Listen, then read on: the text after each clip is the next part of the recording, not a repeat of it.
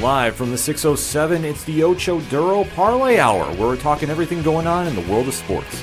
Join in the conversation on social media with the hashtag ODPH, because here we go.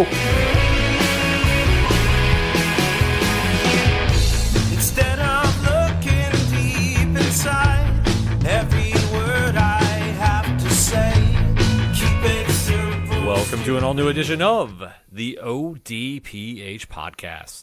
What is happening, everybody? Thank you so much for joining us this week. My name is Ken M. Joining me in studio, as always, you know him. He's the co-host. He's the statistician to the stars. His name is Padawan J. Mustard! Yeah, you can see Pad's a little hyped up for the new Kendrick Lamar album, as we all are here. How can you not be? I was going to say, like, how can you not? I don't know, but that's what we're going to be listening to after the show. And speaking of after the show, I know you just got here, but we want to remind everybody, where does everybody go after the show, Pat? ODPHpodcast.com. Right on. So you swing on over to the website. A lot of stuff is going on there, whether it's social media links, T-Public store, sales going on for the holiday season. So no better time to go get some ODPH wear than right now. The blog section, the classifieds, which has friends of the show, such as 3FM Podcast, Dragon Master Games, Nerd Initiative, and many more. The directory, Pat, how many providers are we on? 467,640. Statistician to the stars, folks. Who's your source? Trust me, bro. Exactly. So wherever you listen to the ODPH, you definitely want to leave a review and let us know what we're doing, and especially converse about what we're talking about on the show, because we like to have those conversations rolling. That's what we do here. That's the whole thing of doing this whole podcast, is conversing with you, the ODPH Society, about what we're talking about. So that's where you start with ODPHpodcast.com. And don't forget the music section, which I always make this plug, and I really want to drive this home this holiday season too. If you're looking for a unique gift, go check out Brian Wolf and the Howlers. Go check out Second Suitor, Tom Jolu, Floodlands, shout out to Robots.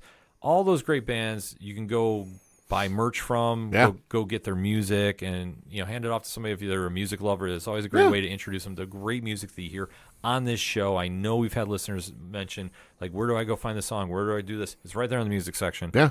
And it's a great holiday gift if you want to go for something a little different. It's something very affordable, too. Great for your road trip playlist. Exactly. So especially if you're traveling this holiday season, be safe and have some great music to listen to, along with a great podcast, because you can find all of that and so much more at odphpodcast.com. And on the social media, we use the hashtag ODPHpod. This edition is going to be the sports edition, because there's a lot going on that we have to break down. So, Pad, why don't you kick us off like we always do during this time of year? Yeah, we're going to be talking the NFL, and it, of course, is deep into the heart of the NFL season. We are in week 12. Well, we just finished week 12, I should say. We're going to be talking our locks and leaps. And my leap was the Philadelphia Eagles over the LA Rams, because, hey, I think we got to say it. Philly's got an MVP candidate in Saquon Barkley. Absolutely. Giants fans, cover your ears.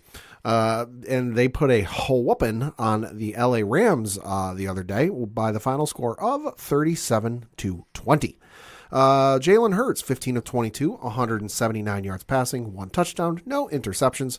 Matthew Stafford, 24 of 36, 243 yards passing, 2 touchdowns, 0 interceptions. Kyron Williams went 16 of 72 for 1 touchdown. Saquon Barkley, 26 carries, 255 yards rushing, 2 touchdowns. And then for receiving, it was A.J. Brown leading the way with 6 catches, 109 yards, 1 touchdown. Also should note, Saquon Barkley through the air had 4 catches and 47 yards, no touchdowns. So effectively, without doing, without doing a whole ton of math, 300 yards total overall for Saquon on the day. If you're a fantasy owner, you're real happy. And for the LA Rams, it was Puka Nacua, who finished with 9 catches, 117 yards, and no touchdowns. Philly is getting hot at the right time. I know it's a 9-2 record, but still, they now seem to be running on all cylinders. And that is a very scary thing for the rest of the NFC. Mm-hmm. Philly is really relying on Saquon Barkley, who is delivering and then some. Yep. Like Pat alluded to, he is a legit MVP candidate. Has to be. You can't take anything away from that. And I think that if he can balance out Jalen Hurts in that offense, they're going to be very scary to face in the playoffs. And I think going up against the Rams, which the Rams are so inconsistent. They're not on that Chargers level. Agreed. But we honestly don't know what they're going to do, because on paper they have a high-running offense. Their defense, obviously without Aaron Donald, took a hit. Mm-hmm. They're not anything to write home about. They're very steady, so they're going to make some plays here and there, but they're not exactly a lights-out defense. And for Philly to go in there, impose their will, and especially Saquon Barkley, who really is coming along now, and I think that the extra chip on his shoulder is he's motivated, is really paying off dividends. And I think for Philly, they're going to just be absolutely crazy to watch. No, it is. And like we said, Saquon is an absolute MVP candidate because you look at his numbers on the season. For rushing, he has 223 carries, which is first in the NFL. 1,392 rushing yards, which is, again, first in the NFL. Then you had 10 touchdowns, which is tied for fourth in the NFL, and he's averaging 6.2 yards a carry, which is 42nd in the NFL.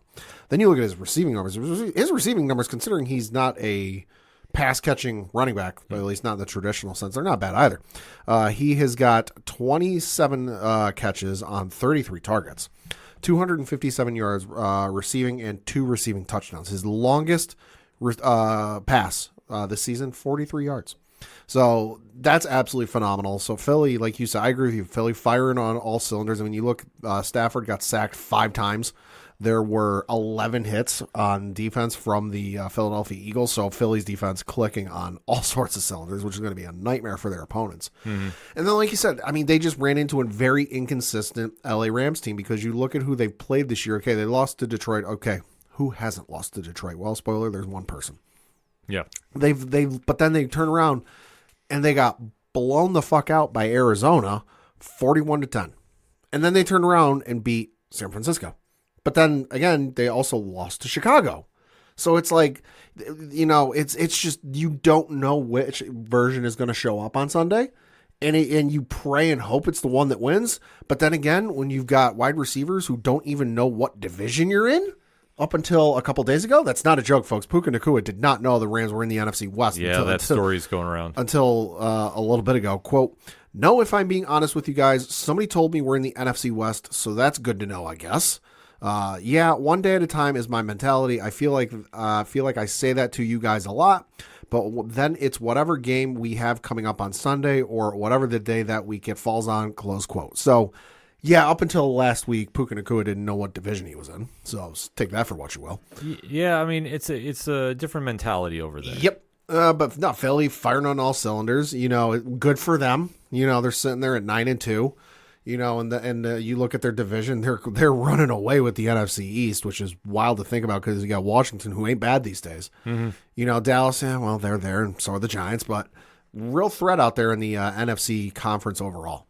Absolutely. I mean, they're only going to get better as they're going on because it looks like they're finally gelling. That's a big takeaway from here, and especially getting hot at the right time, going into these playoffs because they still have a legit shot at that number 1 seed. Detroit, I mean, they've been lucky that they've only lost 1 game, but how hard is that going to be to maintain moving forward? And the same thing can be said for Philly because it's not going to be any easier as they're going into playoffs because then you're going to have to start thinking, okay, we're going to lock up the division. Do we sit or start? Then we start getting into little uncharted waters. Yep. So for Philly, the next couple of games, they have a game this upcoming Sunday on the road playing the Baltimore Ravens.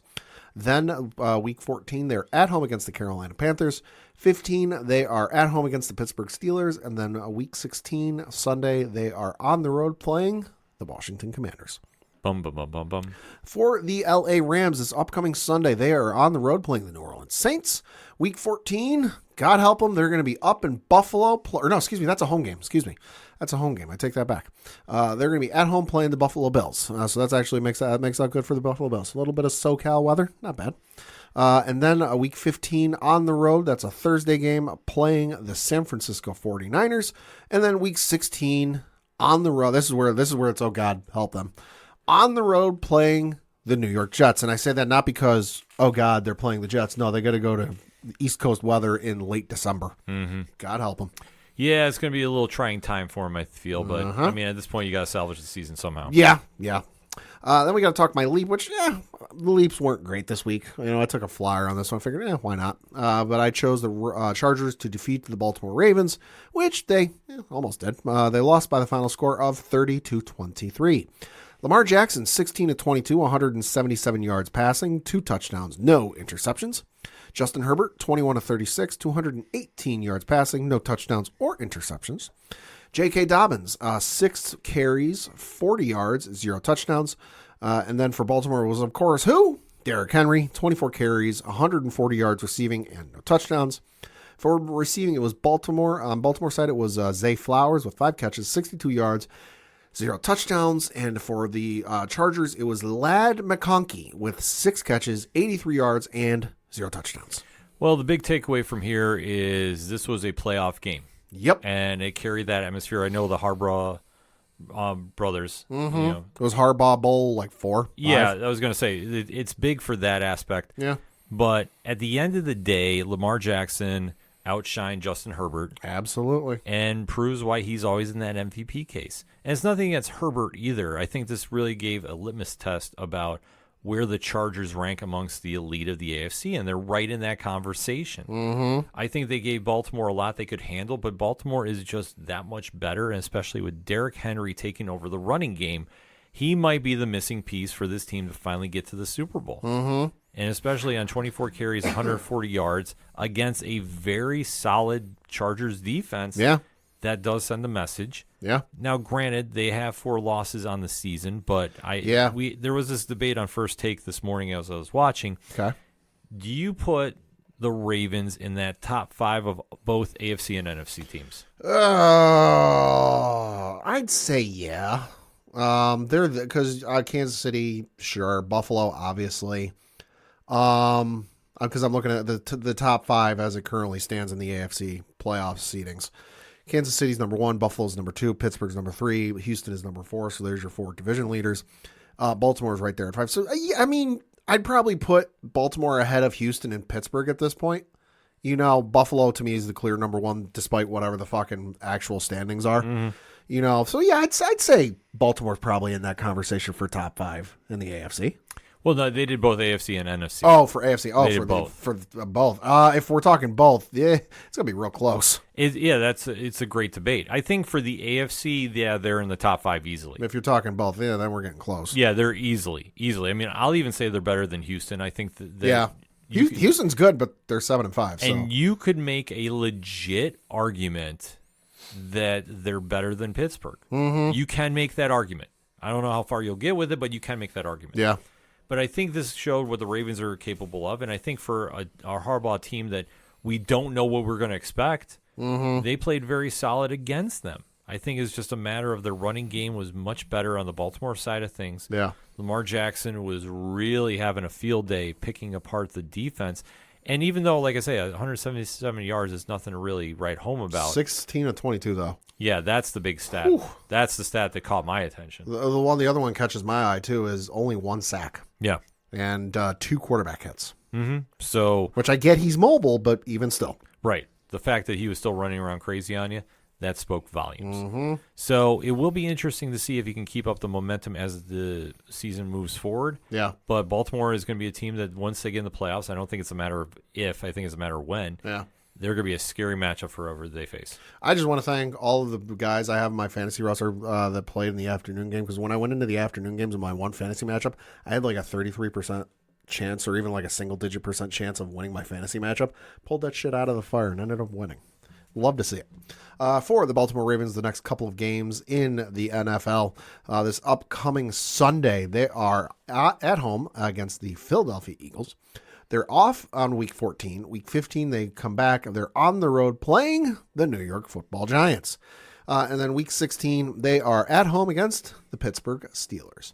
For the LA Chargers, this upcoming Sunday, they are on the road playing the Atlanta Falcons. Week 14, Sunday Night Football against the Kansas City Chiefs. And then Week 15, they are at home against the Tampa Bay Buccaneers. And then Week 16, Thursday Night Football at home against the Denver Broncos.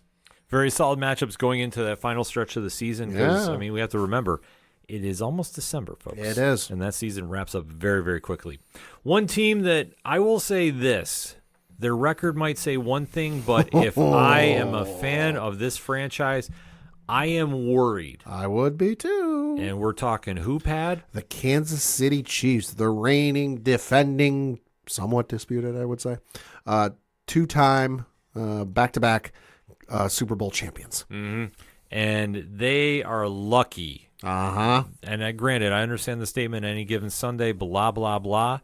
No. They are lucky they got a W out against one of the worst teams in the league. Agreed. You had the Kansas City Chiefs beat the Carolina Panthers. Think about that for a moment, folks. The Carolina Panthers sitting at 3-8, 2-4 at home, by the final score of 30-27. Patrick Mahomes, 27-37, 269 yards passing, 3 touchdowns, no interceptions.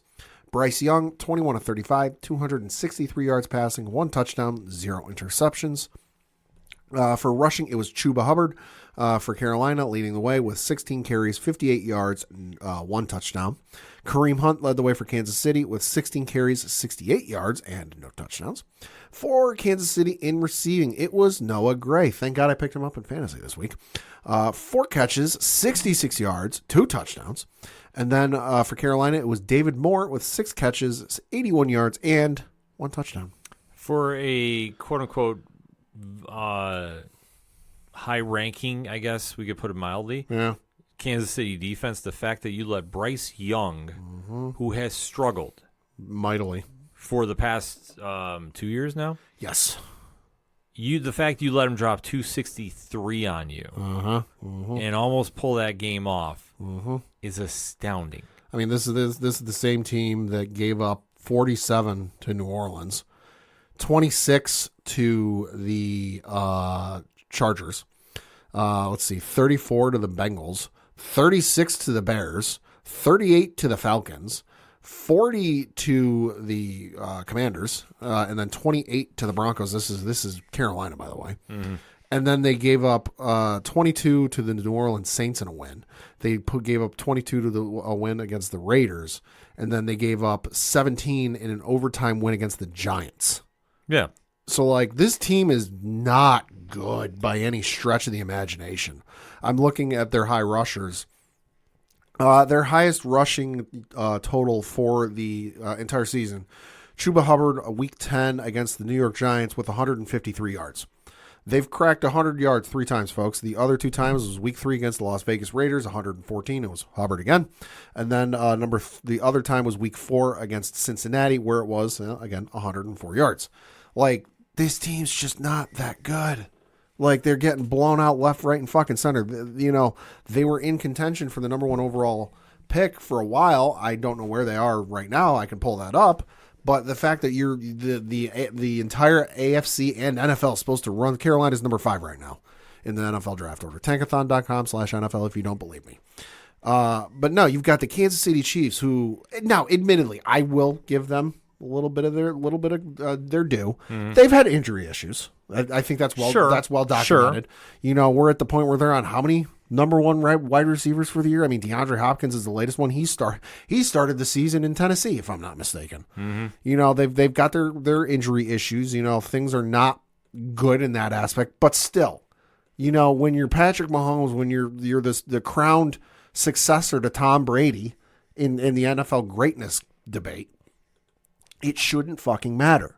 When I remember games when Brady was in his prime, which Patrick Mahomes is in his prime right now. The one I'm thinking of most of all was, I think it was like 2009, 2008, somewhere in there, where the Patriots went into Landover, Maryland, and played played Washington, and they put up like fucking 56 on them. Yeah, and it was outrageous by halftime. If this was Tom Brady in those days against this Carolina team, they'd have put up 60. Oh, it would have been out of control. It would have.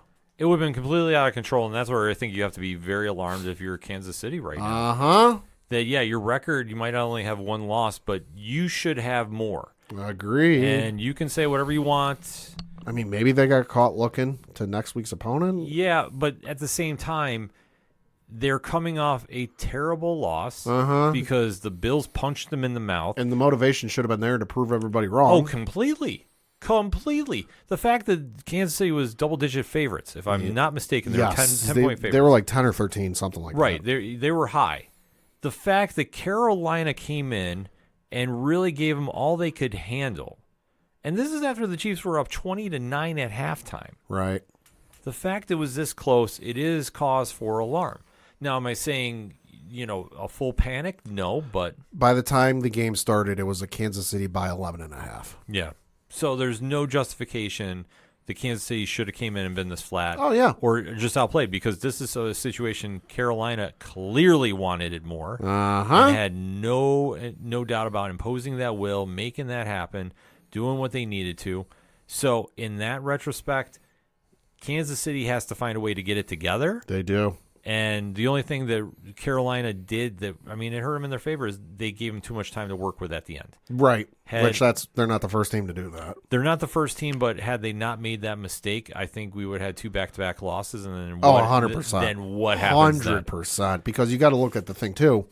Patrick Mahomes got sacked 5 times during this game, and the Carolina Panthers got off 8 hits on him. Yeah. Not ideal. Yeah, it's not ideal. It speaks volumes. It is a problem.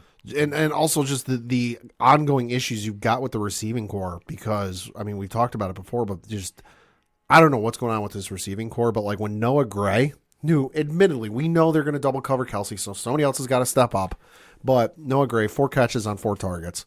Travis Kelsey, 6 catches on 8 targets. Xavier Worthy, 4 catches on 6 targets. DeAndre Hopkins, 5 catches on 6 targets. Kareem Hunt, 3 on 4. Justin Watson, 1 on 2. Samji Perine, 2 on 2. Carson Steele, 1 on 2. And Juju Smith-Schuster, 1 on 2. And to the Patriots fans who thought they were nuts for letting him go, I let those numbers for Juju Smith-Schuster speak for themselves. 1 catch, 6 yards. Well, but you look at it just like, okay, the tight ends are showing up. But fucking, it's like the rest of the receiving core forgot what to do. Well, you have to remember, take a look at their straight-up wide receiver core. We're not talking tight ends. Right. Xavier Worthy is still a rookie, but the only thing he has is speed. Yeah. He's not the greatest with the hands, in my opinion. He's not exactly Randy Moss. DeAndre Hopkins is not the DeAndre Hopkins of old. This is also true. He is somebody that is transitioning into that latter year of his career, Yeah. which it is what it is. Yeah. Will he be solid? Yes, but is he the clear-cut number 1 they used to be? No, absolutely not. No. It just is what it is. Smith-Schuster, enough said there. Mm-hmm. He's somebody that's coming off a bad knee injury, and I don't think recovered. Yeah. Everybody else you can kind of plug and play with for the most part. But the tight ends, Noah Gray is stepping up because they're shutting Travis Kelsey down. Mm-hmm. That's the one thing. It's a one-trick pony. Where before you didn't know what the hell you were going to do, who the hell you were going to cover. Well, now you know who you got to cover. Yeah, Kelsey. And that's the big thing that I think teams are figuring out finally, which how long have we been saying on the show? A couple of years now. Yeah. The fact that if you can shut down Travis Kelsey, you can shut down the Chiefs. Yep. And you're making Mahomes go against his security blanket. Yep. So the fact that everybody figured it out now, that speaks volumes. Yep. So what else can you say about that? Not much. We're looking at the next couple of opponents for these two teams. The Kansas City Chiefs this upcoming Friday, Black Friday, 3 p.m. Eastern on Prime Video. It'll be at home against the Las Vegas Raiders. Then Week 14 at home against the LA Chargers. Again, that's on Sunday Night Football. Week 15 on the road playing the Cleveland Browns. And then Week 16 at home against the Houston Texans. That rare 1 o'clock Sunday game on NBC and Peacock. So take note of that, folks. Mm-hmm. For the Carolina Panthers, this upcoming Sunday, they are at home against the Tampa Bay Buccaneers. Week 14 on the road playing the Philadelphia Eagles. Week 15 at home against the Dallas Cowboys. And then Week 16 at home against the Arizona Cardinals. What else can you say about that? Kansas City had better find a way to get everything back on track because it's not going to get any easier for them in the playoffs. Because I think that maybe that talk that Travis Kelsey is going to go riding out in the sunset allegedly with a Super Bowl win is going to be far from true. And another team that has to deal with that is probably, I would say, my most disappointing of the season. Surprising, to say the least, I'll say that. And that is the San Francisco 49ers. Because this team, now granted, they've had a couple injuries here and there, but I did not think that they would be a 500 or less than at this stage of the season. They got a lot of, I'm looking at their injury report for yesterday. Or no, sorry, this is from today. Today's record. There's a lot of questionables on that injury report. Oh boy. Yeah. I'll get to that in a minute. But yeah, the Green Bay Packers defeated the San Francisco 49ers by the final score of 38-10. Jordan Love 13 to 23, 163 yards passing, 2 touchdowns, no interceptions. Brandon Allen got the start for San Francisco with Brock Purdy not being able to play. Fun fact, Allen, number 17, thought that was a little weird. 17 to 29, 199 yards passing, 1 touchdown, 1 interception. Christian McCaffrey led the way for San Francisco in rushing because although it wasn't much. 11 carries, 31 yards, no touchdowns. Josh Jacobs, have yourself a goddamn day, especially if you're a fantasy owner. 26 carries, 106 yards, 3 touchdowns. For Green Bay in receiving, it was Romeo Doubs with 3 catches, 54 yards, no touchdowns. And for San Francisco, it was George Kittle with 6 catches, 82 yards, and just 1 touchdown. Mm-hmm. This is a little bit alarming for a San Francisco team that was in the Super Bowl last year. That was in the Super Bowl. Ooh. And granted, Brock Purdy is not in. Brandon Allen is there. Let's just read off the list of names and their positions on the injury report list today. Trent Williams, offensive tackle. Now, mind you, these gentlemen are all questionable. Trent Williams, offensive tackle. Shavarius Ward, cornerback. Kevin Givens, defensive tackle. Jacob Cowing, wide receiver, and Nick Bosa, defensive end. Also from yesterday, Demorde Lenore, cornerback. John Feliciano, who is on injured reserve and will be on injured reserve for the remainder of the season, according to Matt Barrows of The Athletic. Dominic Pooney, guard, is questionable, and Brock Purdy still listed as questionable, and, quote, head coach Kyle Shanahan said Purdy, shoulder, did some light throwing Monday and didn't have any issues, Nick Wagner of ESPN.com reports. So, obviously, they have to deal with that. But that defense, though, that's the surprising thing. Yeah. The fact that Green Bay, who has never been known as a solid running team, it's more of an air attack, if you will, decided to go completely crazy on this team is a little wild. Mm-hmm. And the fact that Josh Jacobs, who, like we said, Green Bay is not known for being a running team, but 106 yards and 3 touchdowns.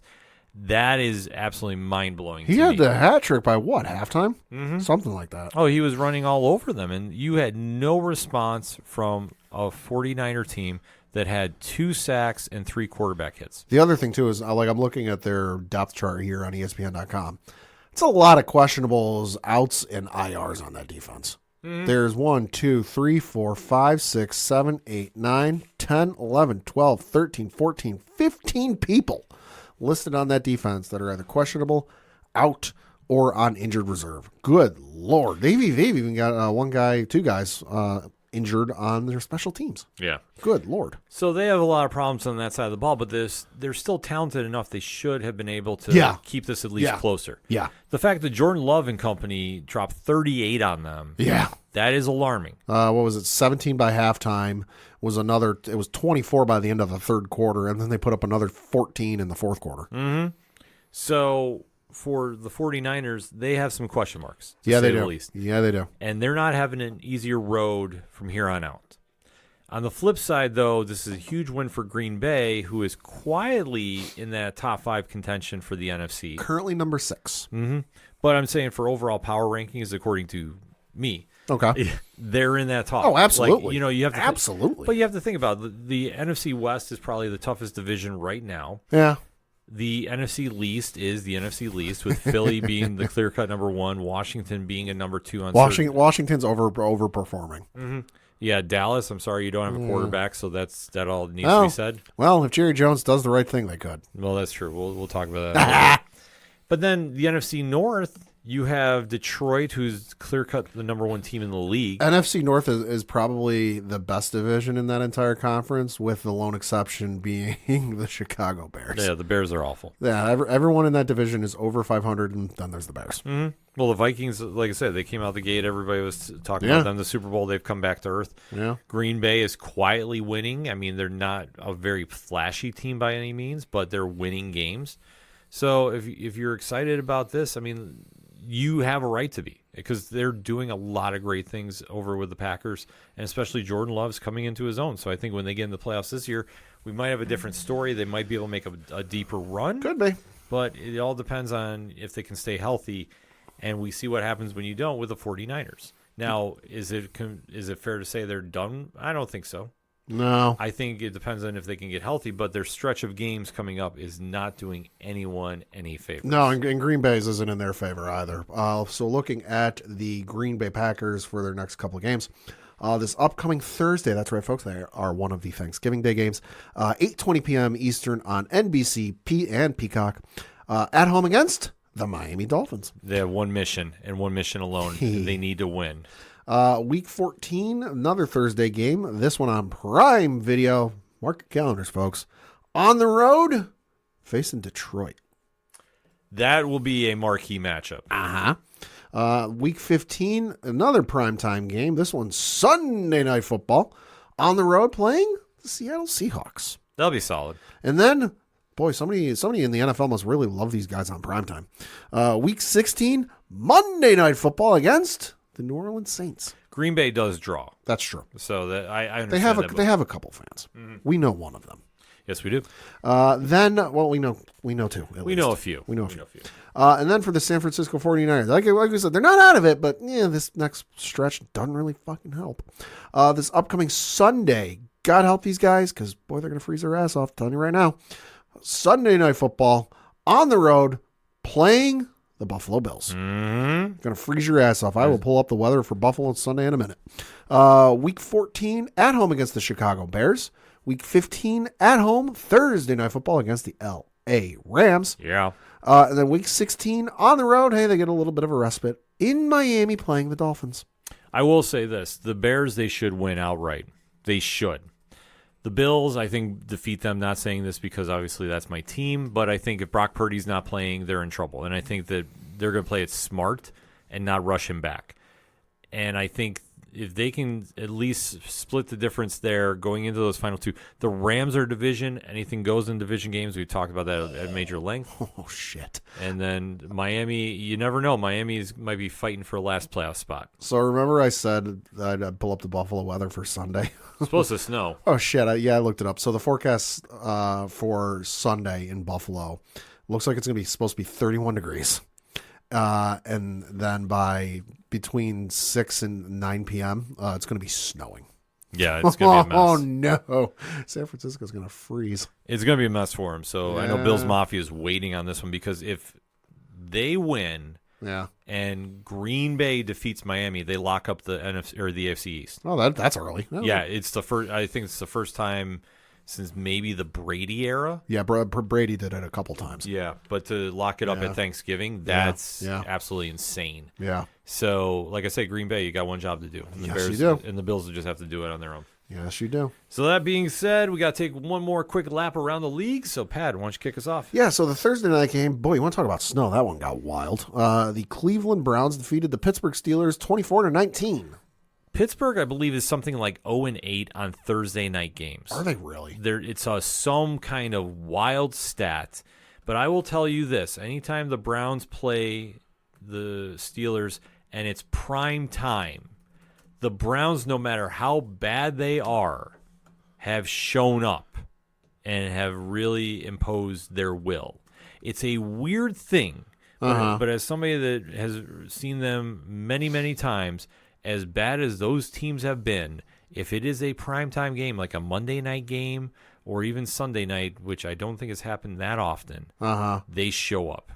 And it is crazy, but I believe the stat is Pittsburgh has never won or has a Owen. It's been a while. They've got a all-time, and this is according to statnews.com, and this is going back to when they were known as the Pittsburgh Pirates in fucking the mid-30s. All-time on Thursday, they are 14-21.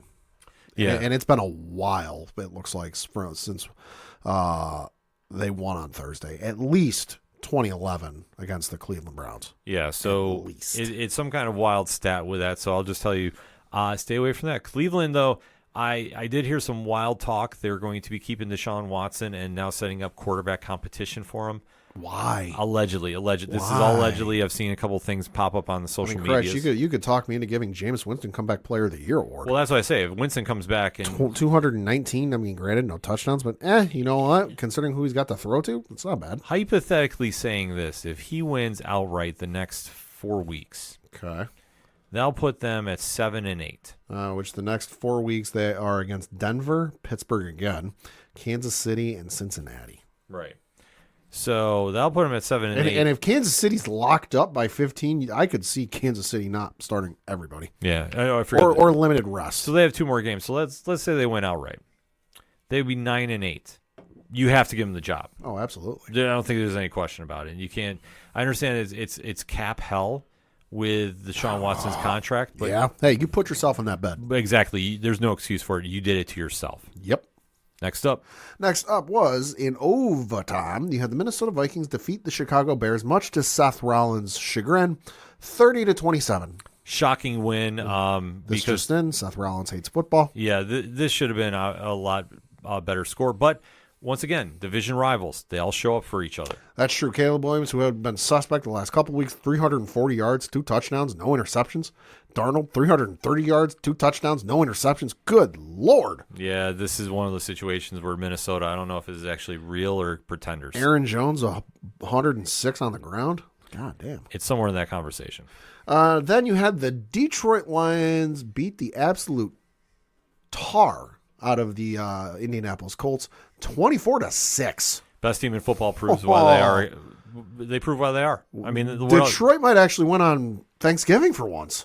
It's been a while. I will say this: the Detroit ratings will be high. Yeah, they will. Because one, it's against the Bears, which if they put on a big show early, they'll have people watching. 2, I think this is a wake-up call to the rest of the NFL fan bases that Detroit is for real. Yeah. I don't think, as weird as this is going to sound, because trust me, this is going to be sounding like out of left field. Okay. I don't think a lot of fans realize how good Detroit is, let alone they're 10-1. Detroit has not won on Thanksgiving since 2016 against the Minnesota Vikings, and that was a 16-13 win. Right. But that's what I say. I think fans don't realize that they're 10-1 and how good they are. I think they're going to put on a spectacle. I think that's the case for a lot of fans outside of Detroit. Oh, yeah, that's what I mean.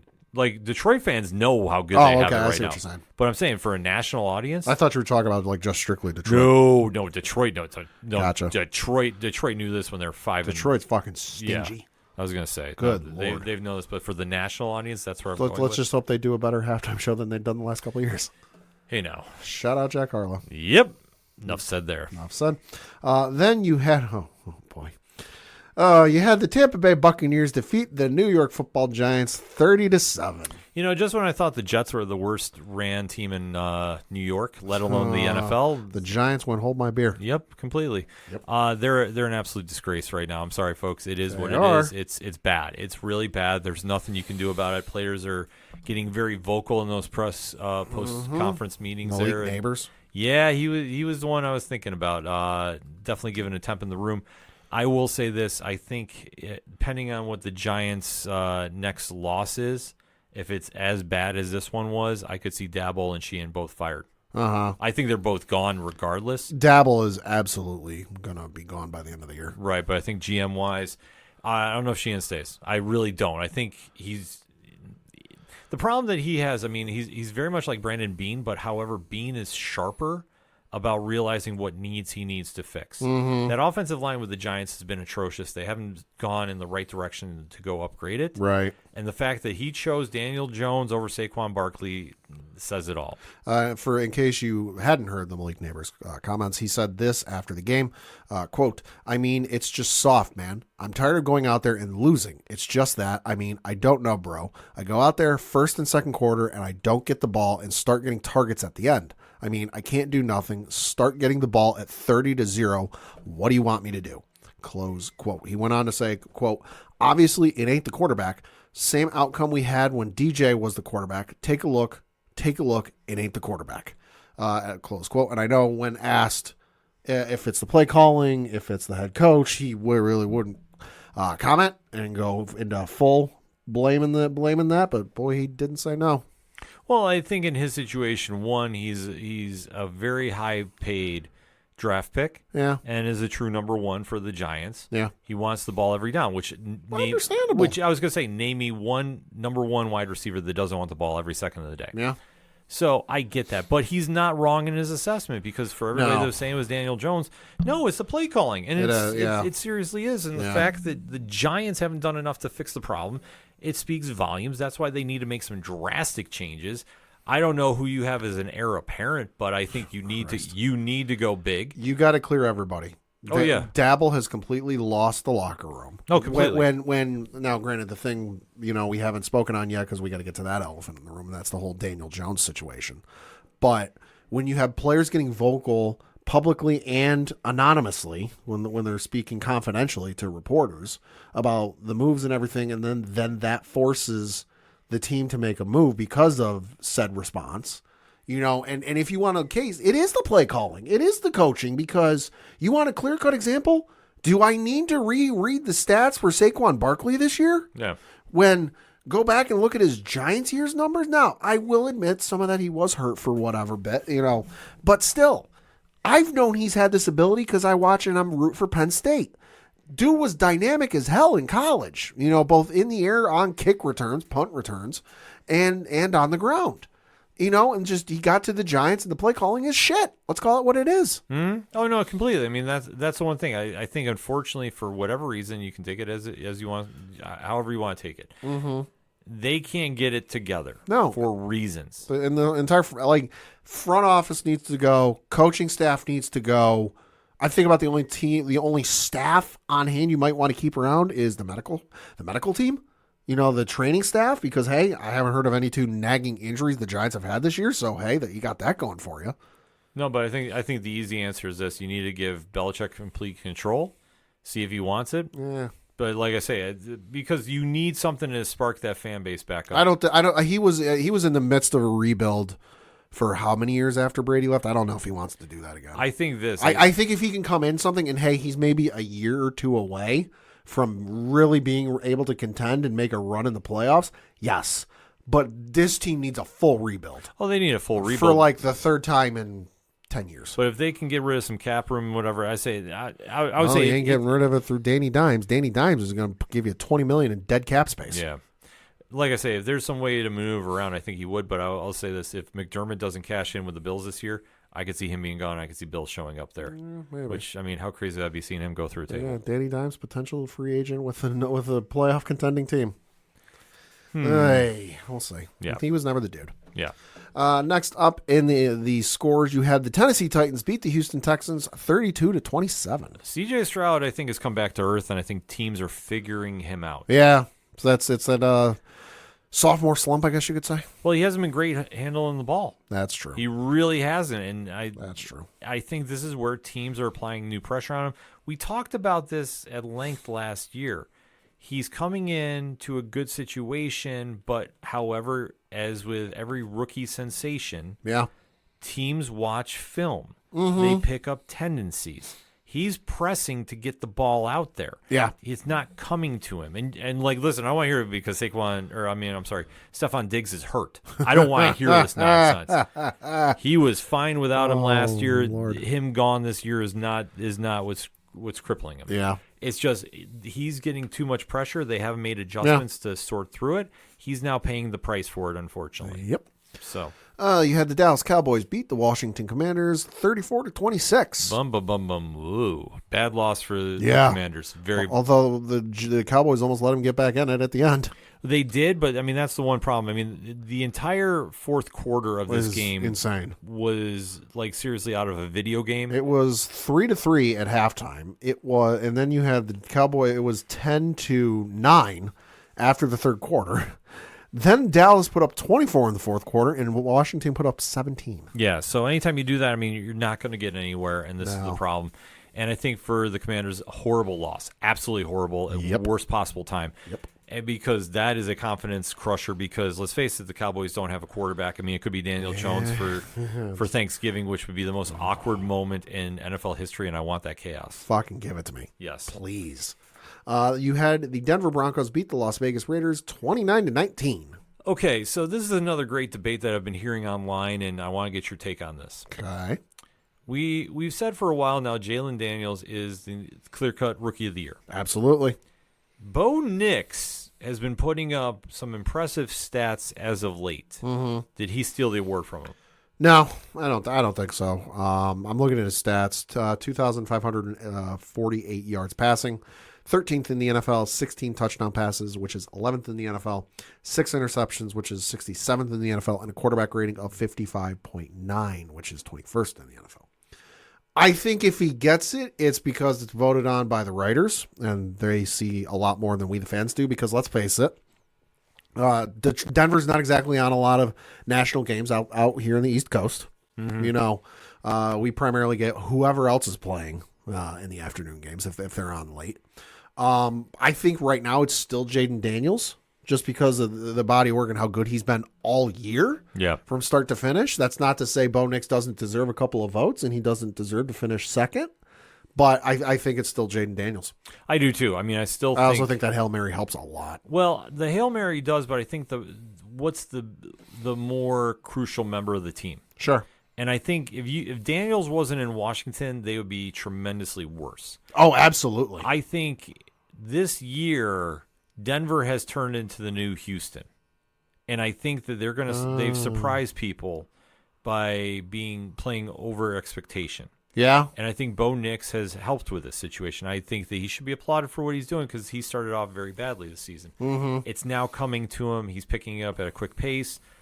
I know with a 7-5 record, it's kind of hard to think. Like if Jaden Daniels was not in Washington, it would be either Marcus Mariota or Jeff Driscoll. Yeah, exactly. So they would be as worse as the Cowboys, if not on that giant level. Yeah. So that's why I say I think Daniels deserves it, but I think for what Denver is doing, it deserves some discussion, and he definitely deserves, to be, if they do, he's in the conversation. Like, I don't think the NFL does. Like, I could be wrong. Hashtag ODPH pod. But I think if the NFL were to do like the MLB does with their awards, and like they announce the 3 finalists, which I think the NFL does, I could be wrong. But like, Bo Nix absolutely deserves to be in that like final 3 conversation for the award. Mm. So we'll have to watch and see how this all turns out. Yeah.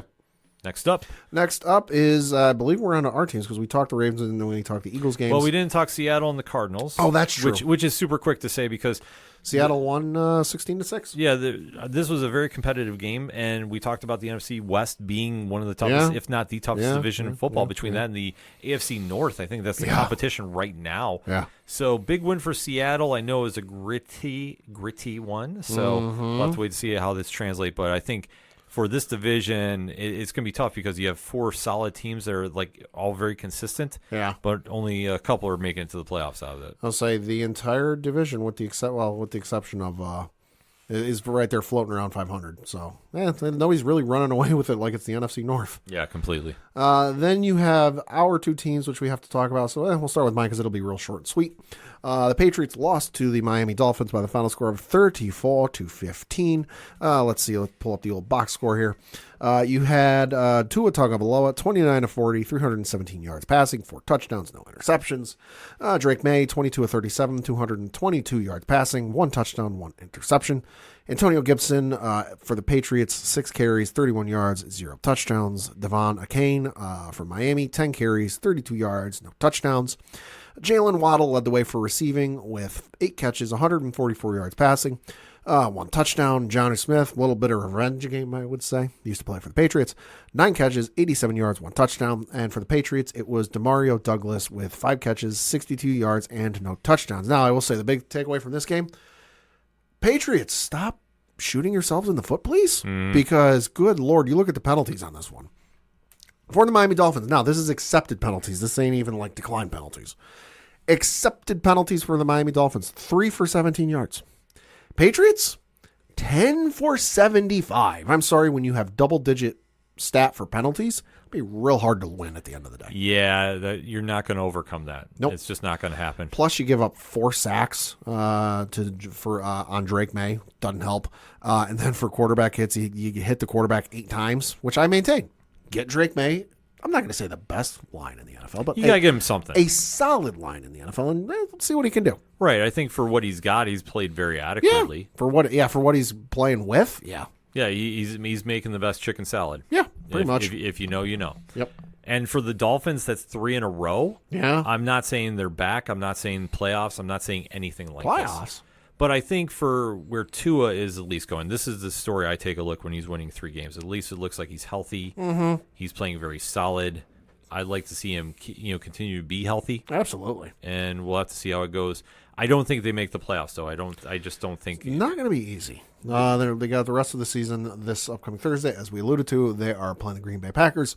Then they've got the New York Jets on the road playing the Houston Texans, at home against the San Francisco 49ers, on the road playing the Cleveland Browns, and then they close out the year on the road playing the New York Jets. The Jets could be a bubble game because it's division. Will Aaron Rodgers be playing? Will he not? We'll see. Right. So that's a whole thing, and we don't got time for. Yeah, I was going to say, I'm not ruling that as an easy win. Yeah. I think they're going to struggle against San Francisco. Yeah, they'll give them fits. And I believe Cleveland, too. Yeah. They're not going to have an easy run. Myles Garrett's still on that defense? Enough said. Yeah, so I think for Miami, I just don't think it's too little too late. But if Green Bay ices them this week, it's over. I think they're not going to get in there with 7 losses. So Green Bay has to just do their job. The Bills, this was the greatest week ever because the Bills were off. I could watch all football in peace, and my blood pressure was not going through the roof. Right. However, though, next week, different story. Sunday Night Football in the snow, it's going to be a tough challenge. So mark my words now, if, and I'm not saying they will, but if the Dallas Cowboys lose on Sunday, Mike McCarthy, I don't care what Jerry Jones is, because you hear that today that Jerry Jones on his radio show yesterday didn't rule out extending Mike McCarthy as a head coach. He's going to fire him. But mark my words, if the Dallas Cowboys lose on Thursday to the Giants, it doesn't even have to be, I don't even think it's going to be a huge blowout. A couple scores. McCarthy's gone by Friday. If they get embarrassed at home and they lose by double digits on national TV, when you're the only game on in that time slot, yeah, if they lose Thanksgiving by double digits, he's gone. He's gone. I don't think he stays. Period. He's not. No. He's not like Jason Garrett, who got them close. When Garrett used to stay there as long as he did, yeah, I understood that at least. This one I don't. So I think McCarthy's as good as gone. Yep. I think Jerry, I don't know who comes in there. Like I say, I don't have a successor lined up. No, I don't think he does either. I think we'll have a very surprise candidate that will go there. I know Mike Vrabel's probably the hot name that's going around for possible coaches. Yeah. I don't think he goes there. I think all he's doing is coaching his kids these days. So, right, yeah. But I think he comes back to the league in some fashion next season. And I think Dallas would be a prime location, but I don't think he goes there. I think that just don't ask Urban Meyer about Mike Vrabel. Hey. Enough. If you don't know, look it up. It's a funny story. Enough said there. So I guess we'll kind of wrap up the segment on that. Week 12 is in the books of the NFL. It's scary to say that we're already at that stage. It really is. But you know what? The season is winding down. Only 5 more weeks left, I believe. Yeah, something like that. It's crazy because I always forget it's back to 18 now. But in the meantime, hit us up on the hashtag ODPH pod. The week that was in the NFL, how did your team do? Let's discuss, shall we? We're going to get a quick breakout, though. We'll be right back. You ever wondered what comics Mark from Vale is into? What Zach from Left Behind's favorite MCU movies are? Well, Metalcore Nerds is the show for you. My name is Sean Mott, and here at Metalcore Nerds, we cover the latest things in pop culture, whether it be Star Wars, Marvel, DC, AEW, and everything else in between. You can listen to the show every Monday on Adobe Howl at 7 p.m. Eastern, or find it anywhere you find podcasts after it debuts on the radio station. The content you are listening to is part of the Nerd Initiative Podcast Network. For more info about the home of pop culture positivity, be sure to check out nerdinitiative.com. Coming back for another segment on this edition of the ODPH podcast, and it is a monster week for the WWE. Hell yeah, it is, baby. This time of year is a usual tradition, one of the big 5 pay-per-views, or PLEs, if you go by that lingo, for them, and it's a legendary one because it is now time for WARGAMES. WWE Survivor Series is taking place this Saturday, 6 p.m. Eastern Standard Time on the Peacock streaming network. A lot of storylines going down. It has been nothing but pure cinema coming in from a very interesting SmackDown and an even better Monday Night Raw. So Pat and I are going to break down the card as is and then kind of give you a little recap of what's happened on both shows. So, Pat, let's do it. Yeah, so like you said, the show starts at 6 p.m. This Saturday from the Rogers Arena in Vancouver, British Columbia, Canada. Pre-show starts at 4 o'clock Eastern, so check your local listings when that will be on in your time zone. But the card is as follows, and this is the usual 5 matches. I don't think we're going to get anything else added to this card, so this is going to be long enough as is. First match we're going to talk about, the super quick put together, but hey, I get it. In a singles match for the WWE United States Championship, you have L.A. Knight defending his belt against Shinsuke Nakamura. See, I am very surprised at this match. I am too. I'm happily surprised. Don't get it twisted about this. Yeah. Shinsuke, we have not seen on TV for quite some time. I mean, except for that brief feud with Cody Rhodes that happened, and it was like on the road to him going to get the WWE title. Yeah. So we did not see him on screen. Like I say, it feels like forever. There was rumors that was he going to get released? Was he not? Blah, blah, blah. Well, here we are now, and he's now in a title picture with LA Knight. This one, I'm going to go on a limb. I'm going to say new. I think it's time to get the belt off LA Knight. I don't think it's taken off as well. So I don't think it'll be new yet. Excuse me. I don't think it'll be new yet. We have seen this matchup before, at least on the house show tour, because when they came through here in our local area back in June, we did see Shinsuke Nakamura take on LA Knight here locally. I think eventually Shinsuke will take it off, but this is thrown together at such the last minute because the match only got announced on Friday, right? That it's taking place, or maybe even last night. I forget when they announced it, but regardless, that it got announced. Now that I'm seeing it, it did get announced on Friday, November 15th. So, I think Shinsuke will eventually get it, but I just think through shenanigans or whatever else, it's not going to be that night. Well, I mean, the thing about it is with LA Knight's run and. This is a weird thing with wrestling, at least in my opinion. We have the chase is better than the champion. That's true. And I think for him, for so long, we were waiting on him to get the belt and see how he was going to shape up with it. And I just don't think it's carried through because I think what was overshadowed, and it is what it is. Andrade versus Carmelo Hayes was a much better storyline than whoever was going to than his match with the three of them. And granted, it was a great finish, but at the end of the day, I don't think it did enough for that. So that being said, I'm going to go, like I said, I'm going to go down the limbs. I'm going to say Shinsuke wins. Okay. If not, we have to kind of start thinking, where are we going from here? Well, and I do got to correct myself. It was announced last night on Monday Night Raw. Next up on the match card, you have a triple threat match for the WWE Intercontinental Championship with Braun Breaker defending his belt against Sheamus and Ludwig Kaiser. I will go out on a limb and say this could be a complete surprise match of the night. I think it's in that conversation, yes. I think that you really have to take a look at how they're setting this up. I mean, Braun Breaker, getting the belt back has been kind of a little bit of hot potato. Yeah, hasn't really done much. Well, he hasn't done much, but I also think that it was also depending on what they were going in what direction for Survivor Series. Sure. Because obviously with the Bloodline storyline, it made more sense to take the belt off main event Jey Uso. Yep. The fact they've done that, I think, makes an impact here.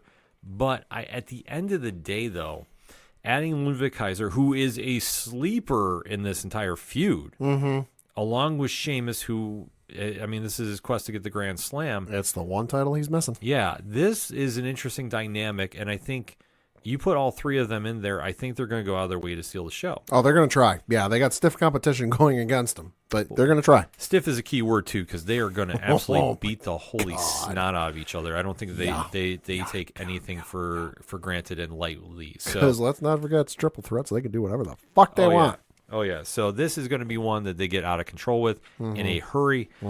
I will say this. I think Sheamus pulls it off. I agree. I think it's time. They've been teasing us for long enough. Yeah, the chase with Breaker can always come back for it. Yeah. And I think to do the hot potato thing with him, I'm not usually a fan of, but I think this adds a little bit of intrigue for the IC title. Well, and they're also playing Breaker in that kind of tweener role where he simultaneously beat the holy hell out of Ricochet to the point he switched companies. I realize that's not what actually happened, but in my head canon, it works. In my head canon, that's what happened. It works, yeah. But he beat the holy hell out of Ricochet, so he left the company. And then who was it? Main event Jey Uso beat him for the belt, and he went up and instead, like I figured, when after that he's going to kick the snot out of him and be like, listen, here's the reason I deserve a rematch for that title. Kick his ass. He did. He shook his hand. And it's like, hey, you were the better guy. Congratulations. Now, eventually he did kick Jey Uso's ass and get the rematch and win the belt back, but I digress. So they're doing this weird kind of like in between. He's not exactly a full heel. He's not exactly a full face. He's what they need him to be at any given time, and it's working for him, I'll say that. But I think they've just been teasing and kind of alluding to like, oh, this is the only belt Sheamus is missing. Like, they've said it way too many times for it to not be a thing at some point. Well, it adds to the story. And Yeah. it makes sense for why Sheamus is going for that. And I just think that Ludwig getting added into it, I mean, it's not out of the realm of thought. He steals it. It could be. It really isn't, because depending on how Gunther's match goes, Yeah. to see those two being the two-man power trip on Monday Night Raw, that could be something as well. Yeah, but the thing is, Gunther's kind of been distancing himself from Ludwig the last couple of weeks. Right, but like I say, they I mean, you could set up for a match between those two. I don't know if anybody necessarily Oh, wants no, to see it would be the that. match between those two. They reform their Oh, version oh, of oh. Imperium, but it'd be Yeah. like those two with all the gold. So there's some possibilities there, but I'm gonna say this: I think Sheamus does Yeah. wind up pulling this off, and then Yeah. we have to watch where Breaker goes from here, because I Yeah. think they're just listening to the crowd too much, and he goes back and forth between a face and a heel. Could be. But the crowd is over on him, so it's tough. It's Yeah, tough. they are. Then you have a singles match for the World Heavyweight Championship with Gunther defending his belt against Damian Priest. This is gonna be a fantastic match. Yeah, there's going to be Judgment Day shenanigans. Yep, and honestly, Damian Priest has elevated his mic skills with this. Yes. He's really sold a new persona of his character. Everything about this has been win. And Gunther has been a great champion. Yes, he has. And his character still works. This is going to be a great match between them. It's going to be end still. Yes. I wouldn't doubt the Judgment Day gets involved in some kind of shenanigans with this, but even if it's straight up, it doesn't hurt anybody. No. And that's why I say Gunther is going to win this, and then we have to kind of decide where he goes from here too. So this is going to be fun though. I want Damian to win just because, and I could see that happening just because you've got the whole storyline kind of going on in the background with Finn Balor and the other members of Judgment Day, and they're trying to thwart Damian Priest, but they keep failing at every turn, and now he's got another shot at the heavyweight championship, and they don't want to see that, and blah blah blah. So like obviously we know Judgment Day is going to show up, but I would just love to see Damian pull off that win, and then just see the looks of horror on Judgment Day's faces when he does have the one thing they want the most. But I don't think it'll happen, because I ultimately think what's going to happen is Judgment Day is going to show up. It's going to distract Damian in some way, and we're going to see the Ring General at his absolute best. Yeah, so this is going to be great, though. Oh, yeah. I'm super excited yeah. for this. I think they're both going to deliver. Yep. And then we have our two War Games matches, the first of which being the women's. And on the one side, you have Rhea Ripley, Bianca Belair, Naomi, Io Sky, and Bayley taking on the Judgment Day in Liv Morgan and Raquel Rodriguez, Nia Jax, Tiffany Stratton, and Candice LeRae. And I will say, out of this, I'm happy to see Candice LeRae on a pay-per-view. I am too. Holy hell. I mean, it's tough to see Indy Hartwell not in the company anymore. Yeah. But- no reunion of the way. Right, but Candice LeRae is one of the most underrated talents they have. 100%. And if you don't believe me, go watch her indie stuff. Yup. So to see her now in a primetime position like this is great. I don't mind that she's Nia's assistant, so to speak, or whatever that kind of the relationship is there. Yeah. But it works to see her on TV. I'm super excited about it. However, there is an underlying story that is involved in this match now. And that is Jade Cargill's attack / writing her off TV because allegedly she, I have not seen an official word that she has an official injury. That's what we're going around is she's legit hurt. Yeah, there is a legit thing to it. To what degree, I don't know. I'm going to clarify, but there is some kind of injury that's keeping her off TV. Yep. So the fact they've written this in for storyline, Bailey is now coming in. There's a little dissension in the ranks, so to speak. This really opens up the doors for a lot of possibilities. I think at the end of the day, though, depending on the severity of Jade's injury, I could see Jade coming out and interfering and going after who I think attacked her, and I could see that being Naomi. Okay. So Well, in like you said, the one side, the face side, there is dissension because it was brought up on Monday Night Raw when they were looking for a fifth woman. Io Sky brought up, hey, what about Kairi Sane? And obviously, given the history between Bianca Belair and the members of Damage Control, wasn't exactly keen on that whole thing, So there is a little bit of dissension there. I think there's a lot more dissension, or potential dissension on the other side, though, because you've got Liv Morgan and Raquel Rodriguez, her right hand muscle. For let's call it what it is. She's the muscle, and then you got Nia Jackson, Tiffany Stratton. Okay, so Liv and Nia just had a match against each other like a month ago. yeah, There's no love lost between those two. You've had Tiffany Stratton, who, let's make it clear, for all intents and purposes, has made it subtly but abundantly clear she's going to try and cash in on Nia. I think that's plain as day. And then you've got Candice doing whatever it is she's doing. So here's my thing. Remember last year when we got to the men's War Games match and Rhea came running out with Senior Money in the Bank's briefcase and he tried cashing in? Yep. But then Randy Orton kind of thwarted that whole thing. I wouldn't doubt we see something similar or see that happen with this. And that's Tiffany Stratton cash in on this match. And then, hell, I don't know how you work out the logistics of it, but all of a sudden the belt's on the line. Well, Or if it's not that, it's at the end and she cashes in on Nia, because I'm telling you this, I don't think Nia's walking out of this with a belt. yeah, I could definitely see that. I mean, they're teasing it enough. Because that whole thing last year was such a wild idea. I'm like, in my head, I'm like, I don't think you just throw that idea away.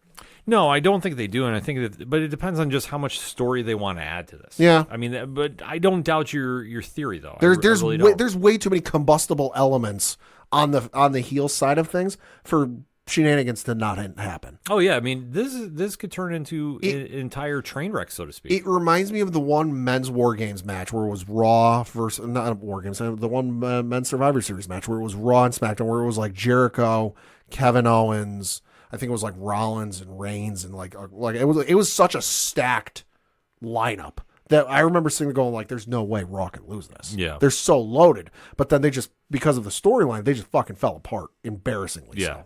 And I'm seeing something similar where like, I don't think they're going to fall apart embarrassingly so, but just, you've got Liv and Raquel who like probably don't trust Nia. Mm-hmm. You've got Nia who's got Tiffany Stratton pulling a Brutus in the play Julius Caesar with a knife pulled out behind Nia Jax. Yeah. And then you've got Candice LeRae who knows what she's going to do when push comes to shove.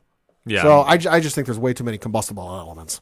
Oh, completely. There's a lot of different ways you can go, a lot of different directions. There is so much for possibilities. Like it can definitely be done. So, like I say, this is going to be exciting, but I think that obviously the main event of the night is going to be the men's side of things. Yes, it is. Which got more combustible as of Friday night. Holy shit. So you've got the one side, the heel side, in the New Age bloodline with Solo Sikoa, Jacob Fatu, Tama Tonga, and Tonga Loa, joined by Bronson Reed. Yes. I gotta say, I like that addition. I do. I really love this edition. This also just means we get to hear Michael Cole and possibly Wade Barrett, if they have him on commentary, yell Tsunami.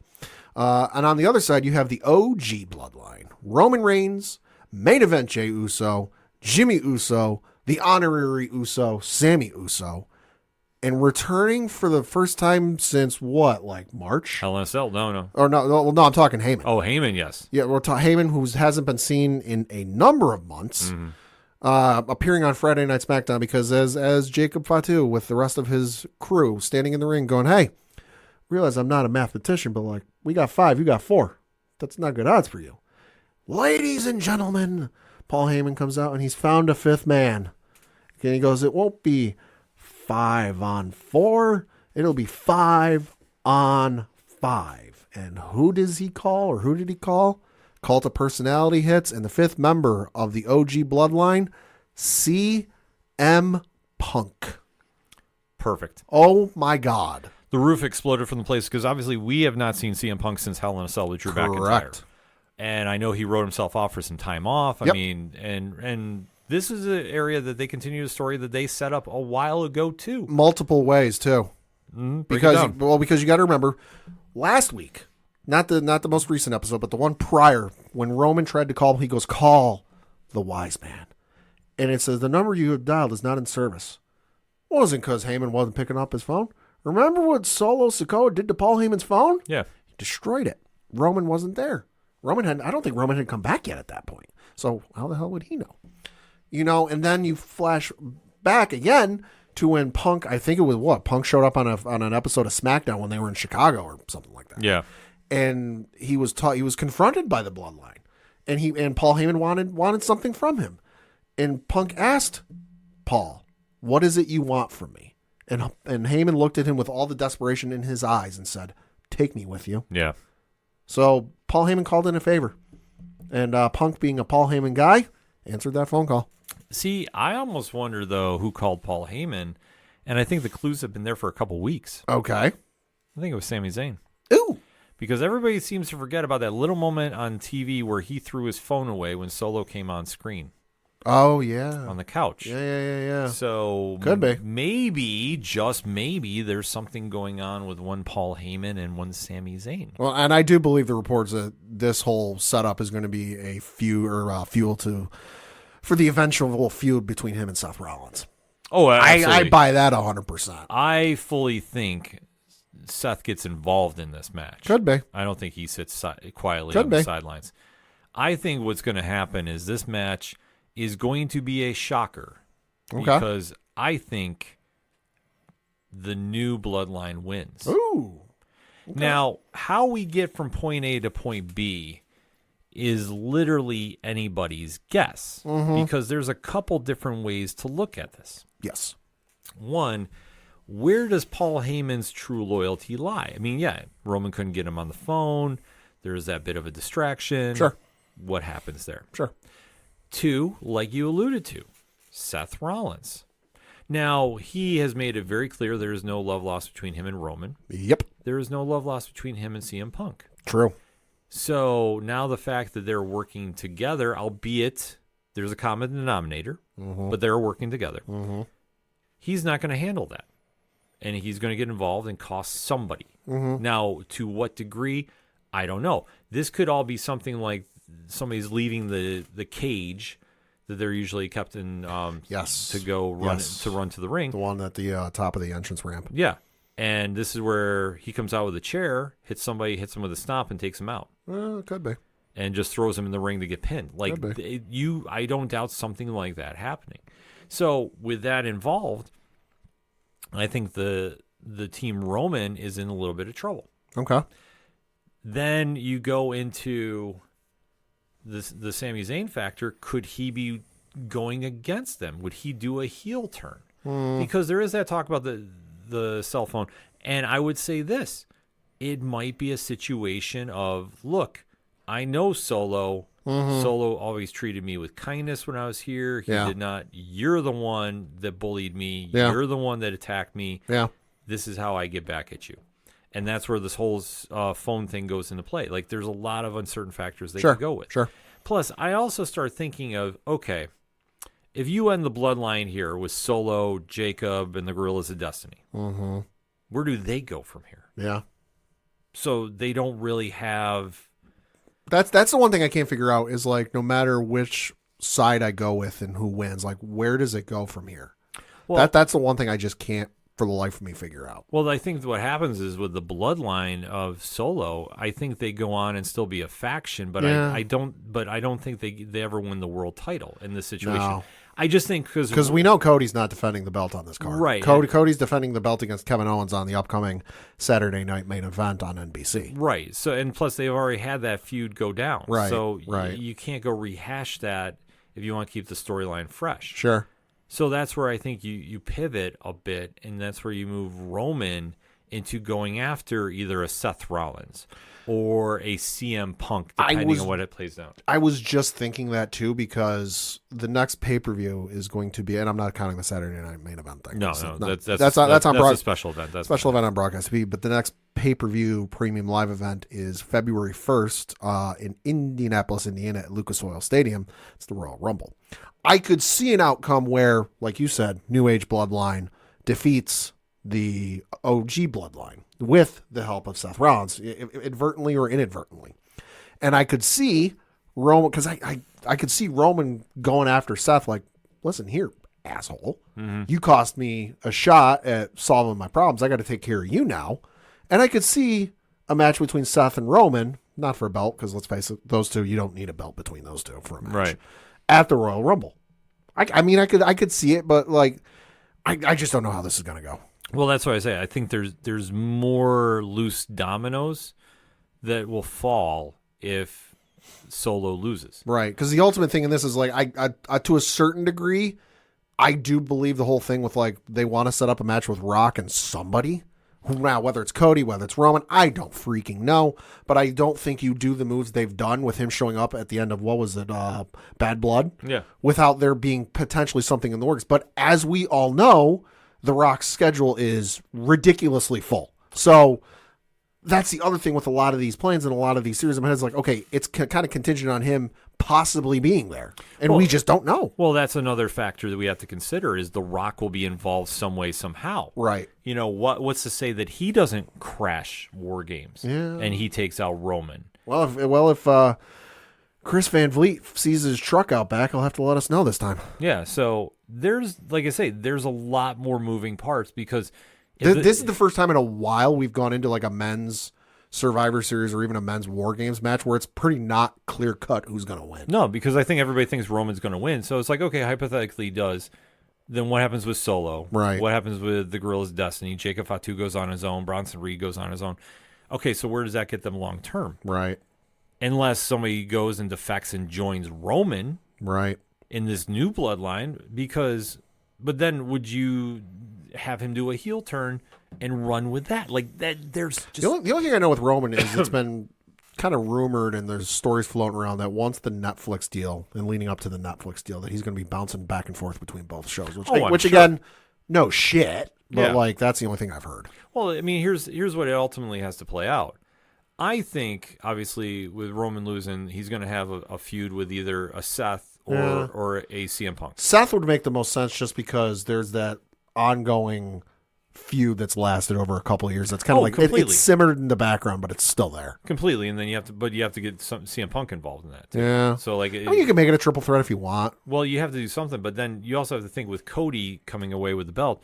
I'm ultimately thinking by the time we get to WrestleMania, Cody's going to be the heel. And Roman's going to be the face for their rematch because I think that's the match they're going to do. Somebody threw out the whole idea of Cody being a heel the other day. It was Common Man Vince Iotoli, who threw out the idea of what if Kevin wins at Saturday Night Main Event and Cody turns heel? It would be something. It would be smart to do. Go full Rhodeslander. Because you have too many moving parts going on. That Cody, is he still the top face if that happens, or if he cheats to win, or if he does something like. Because then, what's not to say? You know, and like, granted, I know we're throwing a lot of theories at everybody, so definitely hit us up on the hashtags. What if Sammy turns and then he goes to help Kevin? Because Kevin was his only true friend. Because Kevin stood by his side. Like, you never know how that plays out. So I mean, that's how this match ultimately goes. But I'm going to say, for my money, this has to be Solo. I'm going to say Solo and New Age. I don't want to see them win, but I think it's going to be just because. If they lose, where do you go? Yeah. You know, like they're not going to go after Cody. He's fought Cody like 3 times, whatever it is, and he's lost every time.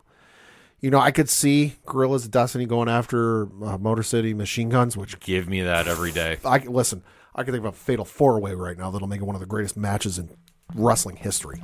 But like, okay, you could have Guerrillas of Destiny go after the tag titles, but it falls apart. I feel like there's more to tell if you have Solo and his crew beat Roman. Yeah.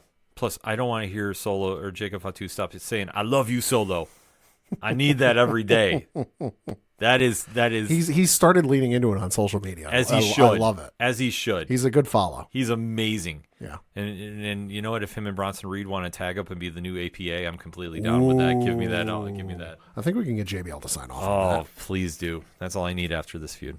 But a lot of storylines coming out from this. But Monday Night Raw had a couple other ones going on, especially one big announcement. Yeah, as was announced and as is ongoing on the SmackDown side of things, they added a Women's United States Championship, and they've got a little bit of a tournament going on that side, where on Saturday night's main event, which is airing in case you didn't know, It's going to be airing in what is this? When is this airing? This is airing on December 14th, 2024 on NBC and also on Peacock.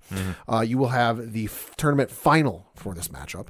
But that is going to be brand exclusive to SmackDown. On the Raw side of things, they are getting a women's Intercontinental Championship. Long overdue. Absolutely. Long overdue. And I realize there's some folks in the wrestling media that feel there's too many belts in WWE and AEW these days.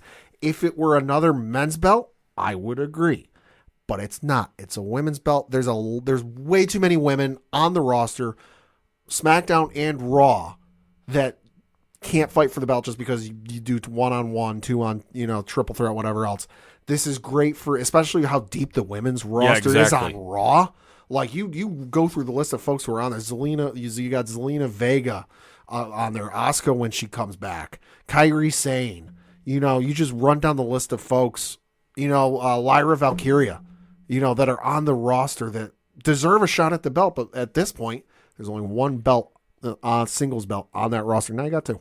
Well, you have to consider this as well. The evolution of women's wrestling in the WWE has been leaps and bounds over most federations. I think the TNA Knockouts division is the only one that rivals them, in my opinion. And I think the fact they're actually doing mid-card belts for the women's divisions is amazing and long overdue. And considering how stacked all those divisions are on Raw, SmackDown, and NXT, doing a mid-card title is a way to develop stars and really enhance your brands. Well, and plus the thing we got to remember too, WrestleMania is 2 nights. Yeah. SummerSlam, I think next year, if not the year after, I have to look it up, is going to 2 nights. Plus this upcoming special on NBC is not going to be a one-off. There's going to be a couple of these over the next couple of years. So, and especially with, it seems like they found that sweet spot on the pay-per-views of 5 matches on the main card. You don't have to have the same belts defended on every card. You can mix and match. Plus, it gives you enough of a playroom on the TV shows to have some flavor. Yeah. So I'm super excited about all this. Yeah. Our early prediction, Lyra Valkyria. Absolutely. Her or Zelina Vega. Selena would be amazing too. You can't listen. Whoever it is on the Raw side of things for the IC title, inaugural women's IC title, is going to be a good pick. Lyra is my pick because you think about what she's done since she's been called up to the main Sure. roster. She, almost won Queen of the Ring. That's true. And she's been now kind of in this weird lost in the shuffle moment. Yeah. Where I think that you've seen what she's done in NXT, you've seen what she's done on the main roster, even though, like I say, right now is kind of this weird uncertainty. Yeah. I think you put her in this position, I think she's going to shine with it because I think they're going to go with a new talent to win this belt. Not saying that, the talent they have on the roster, isn't worthy of it. Right. I could also see Shayna Baszler finally getting a world or a Intercontinental title. Yeah. Long overdue there.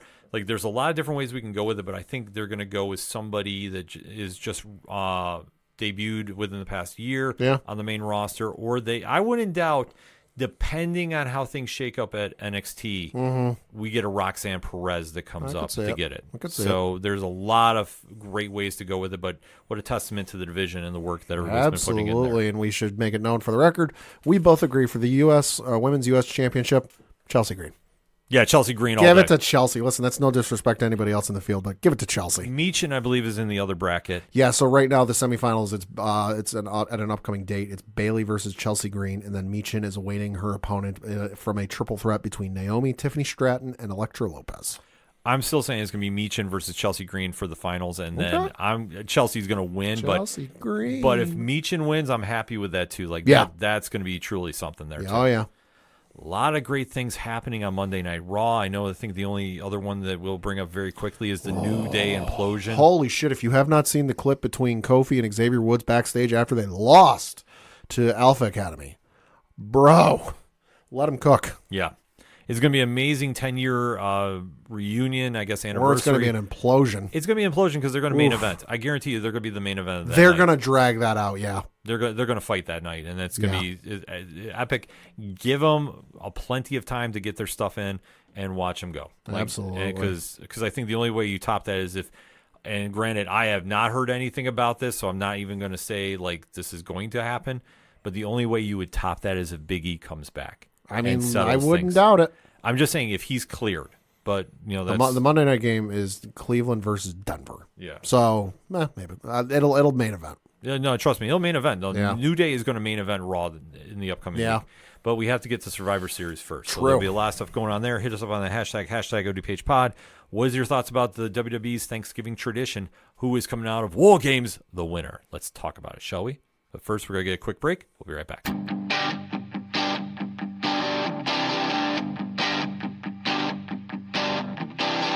This is Tom from Tom Joe Lou, This is Matt from Sideroom Sounds. and you're listening to ODPH Podcast. Wanna go where no one knows my name, to the desert, the oceans, or the plains.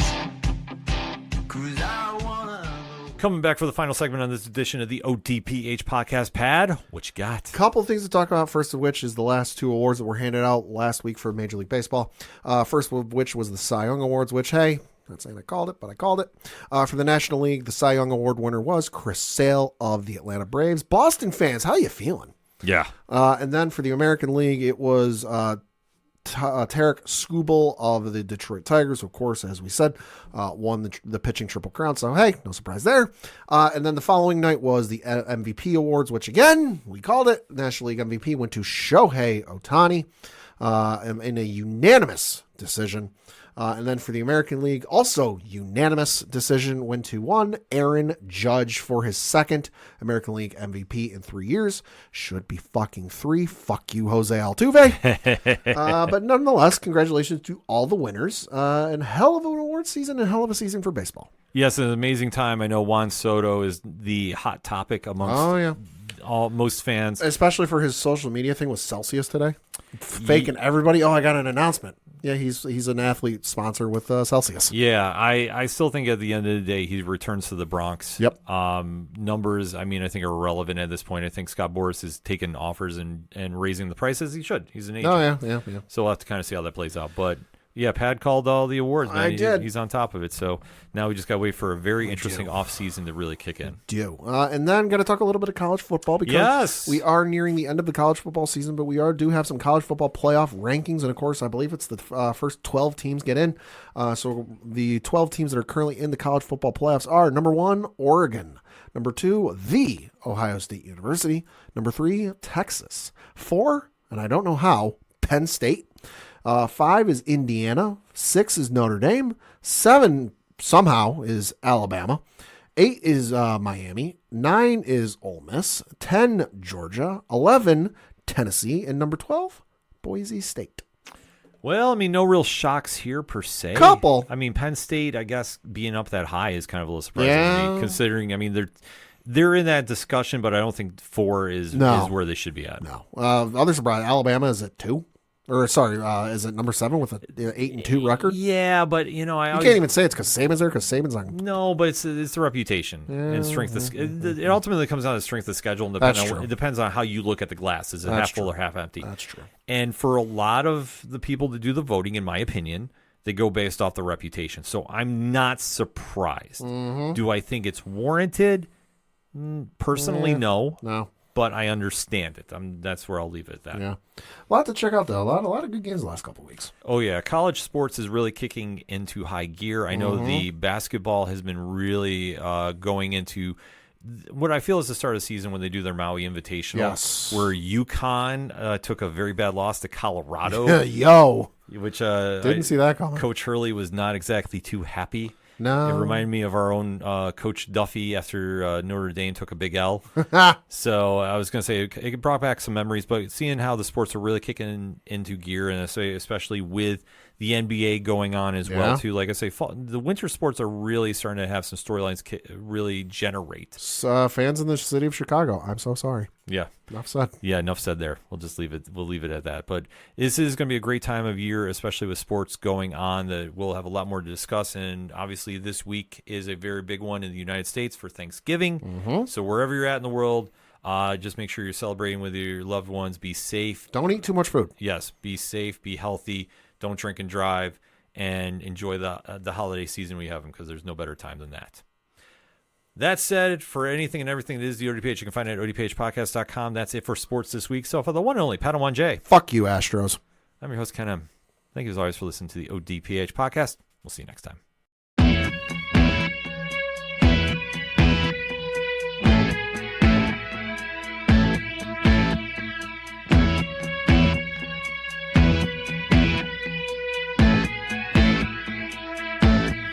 It's such waste of time swiping left and swiping right on people you could know. 'Cause anyone who's worth a damn be worth way more than a picture could ever show.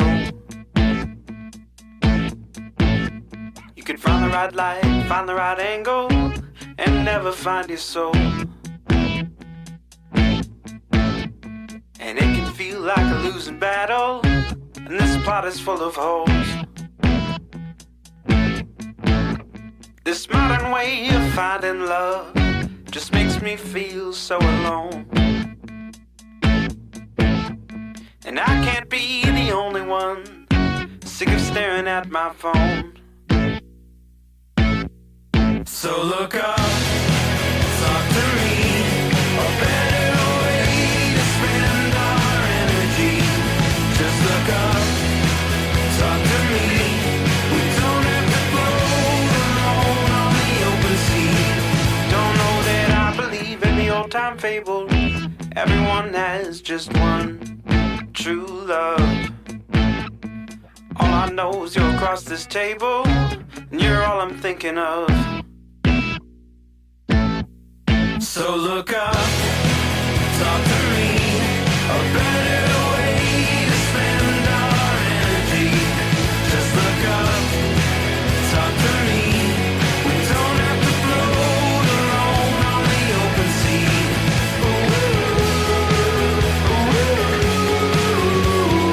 Talk to me.